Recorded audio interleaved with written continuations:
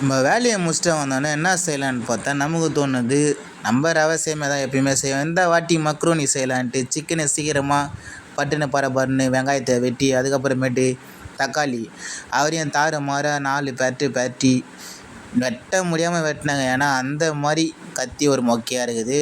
அதுக்கப்புறமேட்டு நம்ம வேக வச்ச மக்ரோனி 4 திருப்பி கரண்டியை விட்டு கிண்டி வடிகட்டி அதை ஒரு தட்டில் போட்டு வெட்டி வச்சிருந்த பச்சை மிளகா வெங்காயம் பூண்டு எல்லாத்தையும் ஒரு காட்டிட்டு அப்புறமேட்டு வானலில் எடுத்து நம்ம ஆல்ரெடி கடுகை போட்டாச்சு. அவர் பொரிஞ்சு வந்தாச்சு. அதுக்கப்புறம் வெங்காயம் எடுத்தாச்சு. அவரையும் தள்ளி விட்டாச்சு.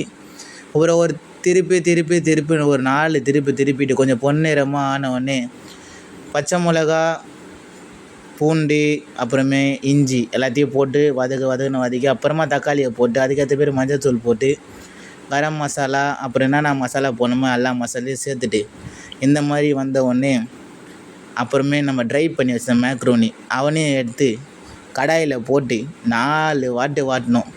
அப்படியே திருப்பின்னா இந்த மாதிரி ஒரு கலருங்க.